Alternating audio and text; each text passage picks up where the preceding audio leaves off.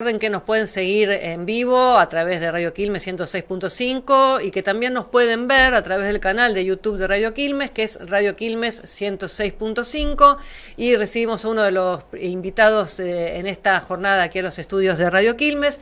Estamos con Marcelo Ramal, estamos en un año electoral, comienzan a conformarse las alianzas, los cambios de nombres de los frentes, camino a la presentación de las listas que va a ser el sábado que viene, el 24 de junio, para tener un poquito más de claridad de lo que nos vamos a encontrar en agosto, en primer lugar en las PASO, y después, bueno, camino a las presidenciales de octubre. Y estamos con un precandidato a presidente de la Nación, en este caso decíamos Marcelo Ramal. Él es docente de la Universidad Nacional de Quilmes, fue legislador en la Ciudad Autónoma de Buenos Aires, y en esta oportunidad se presenta como precandidato dentro de Política Obrera, que es, digamos así, una escisión del Partido Obrero. ¿Cómo estás, Marcelo? Buen día. ¿Qué tal? Buen día, ¿cómo están? Bueno, ponernos un poco en autos de cómo es esto de Política Obrera, cuándo nace.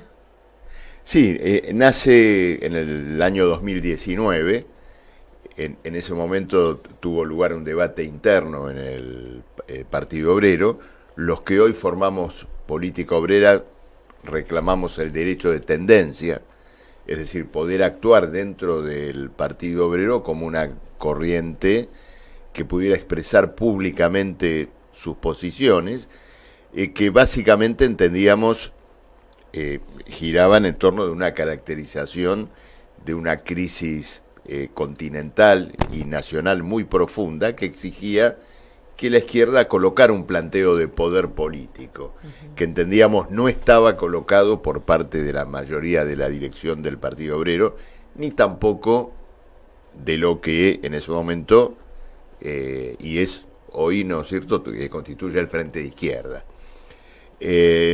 Reclamamos dar ese debate como tendencia, eso fue rechazado por la actual dirección del Partido Obrero, fuimos excluidos del partido. Es decir, en ese momento se plantearon en el Partido Obrero más de 1000 expulsiones, y bueno, el sector de compañeros que encabezamos Jorge Altamira y yo comenzó a trabajar, a editar un periódico, a organizarse nacionalmente. Sí, Jorge Altamira, que por ahí es la cara más visible, o sea, siempre claro, se asocia él al Partido Obrero. Él es quien lidera hoy Política Obrera. Y bueno, con mucho esfuerzo nos organizamos nacionalmente, constituimos un partido nacional, o sea, con derecho a formular candidaturas presidenciales. Bueno, y en esta elección vamos a hacer nuestra primera presentación nacional.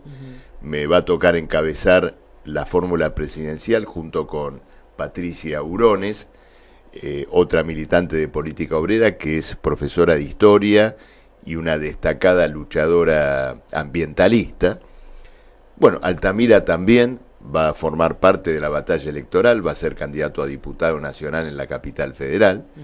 En Quilmes y en muchos distritos, en todo el conurbano bonaerense vamos a tener lista. Acá en Quilmes con un joven docente y también egresado de la UNCI, Joaquín Antúnez. ¿Es él? Que está acá, bueno. que está acá presente. Ahora lo vamos a presentar. ¿Cómo no? Acércate, Joaquín. ¿Qué tal? Habla, tranquilo. ¿Todo bien? Todo bien. Bueno, ahora vamos a retomar lo local, por pero supuesto, bueno, terminamos de cerrar. Y bueno, este es un poco el escenario en el cual vamos a actuar. Y como vos bien decías, digamos, el escenario político que muestra esta inscripción de listas en las PASO es muy convulsivo.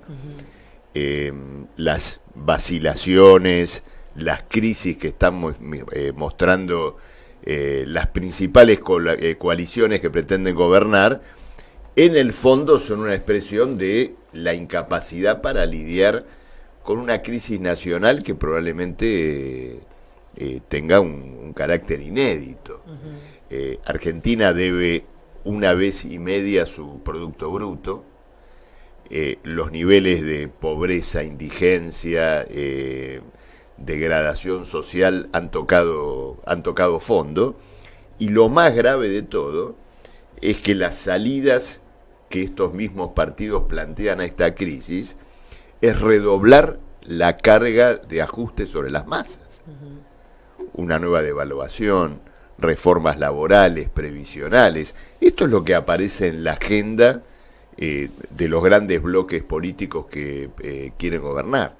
Entonces es muy importante que en estas circunstancias la clase trabajadora pueda levantar un programa propio, pueda colocar muy fuerte las cuestiones vinculadas con el salario, con el derecho al trabajo y, bueno, una salida política y social antagónica a las nefastas alternativas que se están planteando hoy.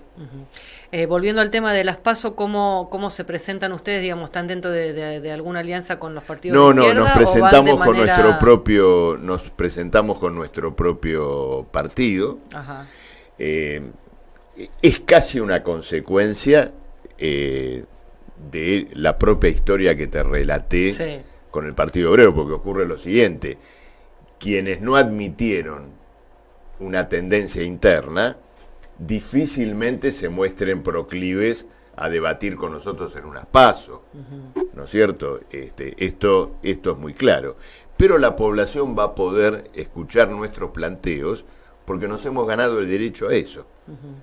Conquistamos 25.000 afiliaciones en todo el país, logramos la legalidad acá en la provincia de Buenos Aires, vamos a presentarnos en alrededor de 40 partidos de toda la provincia, además de la presentación nacional, y bueno, ahí estamos.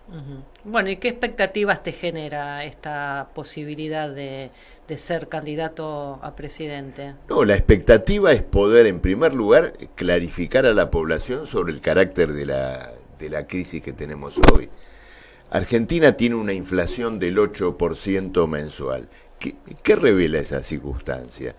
Lo que revela es una transferencia colosal al conjunto de la población del costo que ha implicado rescatar intereses capitalistas en la Argentina. Mira, entre septiembre y diciembre del año pasado, Sergio Massa, el superministro, emitió 1 billón, es decir, 1 millón de millones de pesos para rescatar el valor de la deuda pública en pesos que el propio gobierno emitió. Naturalmente que esa circulación de pesos luego se traslada a la inflación, y lo que implica es que ese rescate lo paga la población con mayor carestía. Hoy tenemos un escenario donde todo lo que tiene que ver con los beneficios del capital, tarifas, precios de los alimentos, ganancias industriales, intereses de deuda, está todo indexado. Por ejemplo, solo para tomar un caso, el transporte, mes a mes se corrige con la inflación del mes pasado. Yo te pregunto, ¿pasa lo mismo con el salario? ¿Pasa lo mismo con las jubilaciones? De ningún modo, porque las jubilaciones fueron desde diciembre del 2019 ajustadas, sacando de la movilidad jubilatoria al índice inflacionario. Entonces, ese rescate de intereses capitalistas lo está pagando la población de una manera atroz, con un elemento muy grave que es el siguiente. Todo este sacrificio social inmenso no sacó a la Argentina como Estado de la situación de bancarrota en la cual se encuentra. El Banco Central no tiene $1. Si vos me decís, no, hubo un sacrificio popular, el precio a pagar para recomponer las cuentas de la Argentina. Para nada. La población está más pobre que nunca, el Banco Central también. Entonces, ¿qué se pergeña en adelante frente a esta situación? Una nueva devaluación de la moneda, un nuevo planteo de ajuste para, de alguna manera, respaldar lo que sería probablemente una nueva refinanciación de una deuda externa imposible de pagar, y por lo tanto tenemos la realidad después de diciembre de un ajuste sobre el ajuste. El pueblo argentino no tolera esa situación y ya lo está demostrando en distintos lugares. Por ejemplo, en Salta, en Jujuy, ha habido en las últimas semanas huelgas generales docentes en reclamo de un salario que cubra la canasta familiar. ¿Dónde está esta realidad que yo te explico acá en la voz de Massa, Milei, los Rodríguez Larreta? No está. El socio político de Rodríguez Larreta en el radicalismo, Gerardo Morales, acaba de sancionar una constitución que establece en Jujuy una suerte de estado de sitio no declarado. Sí, ante protestas sociales. Un régimen sí. infraconstitucional. O sea, una provincia que ha establecido un estado de derechos civiles por debajo de los que garantiza la Constitución Nacional. Y ese es el socio del ala dialoguista del macrismo, de Larreta. Luego está Bullrich, que quiere, ¿no es cierto?, eso elevado a la enésima potencia. Luego déjame decirte lo siguiente, este proceso de paso está generando cambios todo el tiempo y es interesante ver la declinación política de Javier Milei,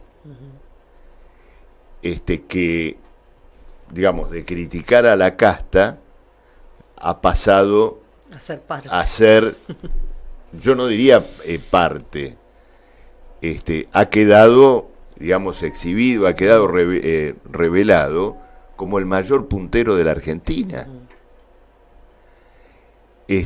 Cualquiera de los punteros de algún barrio de la zona sur de acá del Gran Buenos Aires es un pichón al lado de Milei, que a cambio de otorgar su franquicia para que se postulen distintos candidatos, exigía un pago, exigía dinero, nombramiento de cargos sí, para gente que ni siquiera, por ejemplo, en Neuquén denunció político Eguía, que le reclamó cargos en la legislatura de Neuquén como empleados a personas que nunca iban a estar en Neuquén, ñoquis. Entonces eso revela la estafa del libertarianismo, es decir, alguien que, inflado por alguna corporación mediática, bueno, simplemente le vendió a la población un buzón con el objetivo de hacer un negocio propio y de paso, si le llegaba a salir bien, refritar en la Argentina el plato recalentado de Menem y de Cavallo. El oficialismo no tiene candidato. Juntos por el Cambio está... ¿no es Hoy cierto? decían que iban a anunciar, por lo menos del lado de Massa, Cristina y Kicillof, a ver, por redes sociales todavía no apareció nada. Se está a la expectativa. Van a nombrar algo, pero es una candidatura de crisis, porque ocurre lo siguiente. El cambio de nombre de Alianza refleja un hecho completamente insólito. Es decir, el oficialismo gobernante se cambió de nombre para distanciarse de sí mismo. Es como si yo viniera acá y te dijera, no me llamo más Marcelo, me llamo Nicolás. Revela una catástrofe política. Es decir, Argentina ha asistido a la disolución política de sus principales bloques políticos de las últimas décadas como resultado de la propia quiebra a la cual ellos llevaron al país. Por eso te quiero destacar lo que probablemente va a ser nuestro principal planteo en la campaña electoral. Político Obrera, en caso de ser favorecido por el voto popular, va a convocar de inmediato a una asamblea constituyente de carácter soberano. Al día siguiente, es decir, elegir representantes electos en todo el país y que una asamblea constituyente, es decir, fundacional, discuta el régimen político y social de la Argentina y, siendo soberana, es decir, detentando ella la soberanía popular, adopte también decisiones, es decir, ejecute lo que resuelva. ¿Y qué tiene que ejecutar? Bueno, en primer lugar, el repudio de una deuda de carácter usurario, que es un gran operativo financiero contra la Argentina, que la Argentina nunca va a poder pagar y que simplemente existe como un factor de extorsión política y económica sobre la Argentina. La próxima refinanciación de esa deuda va a estar acompañada de un proceso masivo de privatización de activos. Luego debe discutir el régimen laboral de la Argentina, que ha sido degradado a la condición de un país que tiene a su fuerza laboral en condiciones propias del siglo XVIII. El trabajo precario se ha vuelto moneda corriente.